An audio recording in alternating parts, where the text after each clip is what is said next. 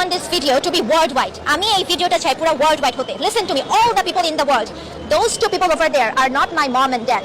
They are criminals. They made me suffer since birth. জন্ম থেকে আমি সাফার করেছি. Since birth I suffered. এই হইতেছে আমাদের শিক্ষা ব্যবস্থা। ডাক্তার কেমনে হইতে হয়, ইঞ্জিনিয়ার কেমনে হইতে হয়, পাইলট কেমনে হইতে হয়, বিজনেসম্যান কেমনে হইতে হয়, উকিল কেমনে হইতে হয়, সব কিছু তো আমরা শিখাইয়া দিই। কিন্তু মানুষ কেমনে হইতে হয়, মানুষের মতো কিভাবে আচরণ করতে হয়, সেইটা আমরা শিক্ষা দিতে ব্যর্থ। আমরা পারি না। গরু ছাগলের যে বাচ্চারা আছে, ওরা যে বাচ্চারা জন্ম দেয়, ওই বাচ্চারাও জানে তাকে বাপ মা করে কেমনে সম্মান করতে হয়, কিন্তু আমরা মানুষের বাচ্চারা জানি না কেমনে বাপ মা করে রেসপেক্ট করতে হয়। এই ইতিহাসে আমাদের কালচার, এই ইতিহাসে আমার সোনার দেশ, সোনার বাংলাদেশ। কত বড় বেশরম বেলাহাস অমানুষ হইলে এই মাইয়ারা করে গেছে বাপমার বিরুদ্ধে মামলা করতে। বাপমায় ওরে হ্যারাসমেন্ট করছে, বাপমায় ওরে অত্যাচার করছে।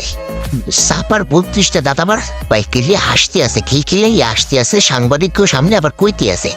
সাংবাদিক না আবার ক্যামেরাটা এমন সুন্দর করে তাকিয়ে রয়েছে, কেউ আবার উল্টাপাল্টা একটু প্রশ্ন করতেছে না, কেউ একটু উত্তরও দিতেছে না। তো একটু ওরে প্রশ্ন করার সাহসও পাইতেছে না। কারণ ওই যে আমার সোনার দেশের সোনার সাংবাদিকেরা, লন্ডন আমেরিকা খ্রিস্টান দেশ, এরকম যত খ্রিস্টান দেশ আছে ওই সমস্ত দেশও ওলামাইয়ারা বাপ মাকে এতটা অপমান করে না যতটা অপমান এই মুসলিম কান্ট্রি বাংলাদেশে বাপ মাকে কোলাবান কইতে থাকে। যদিও আমি বাংলাদেশে মুসলিম কান্ট্রি মানে না, বাংলাদেশ কোনোভাবেই মুসলিম কান্ট্রি না। এখন অনেকে শিখতে চাইবেন, কিন্তু বাই শিখতে কোনো লাভ নেই। আমার কাছে অনেক ব্যাখ্যা আছে কেন ওই বাংলাদেশে মুসলিম কান্ট্রি মানে না। এখন যদি কইতেছে ইয়েটা অনেক কম বয়সী নিয়ে, এই ভিডিওতে কইয়া কোনো লাভ নেই। আপনারা যদি শুনতে চান তাহলে আমি কইতে পারেন, কোনো সমস্যা নেই। আর একটা ভিডিওতে আমি কইয়া দিব কেন আমি বাংলাদেশে মুসলিম কান্ট্রি হিসেবে ধরি না। এটা কোনোভাবেই মুসলিম কান্ট্রি হইতে পারে না। বাংলাদেশ মুসলিম কান্ট্রি না, শুধু সবটা কথা। এখন যদি ব্যাখ্যা শুনতে চান তাহলে কমেন্টে জানাইয়েন, আমি ব্যাখ্যা কইতে দিব এমনি করে।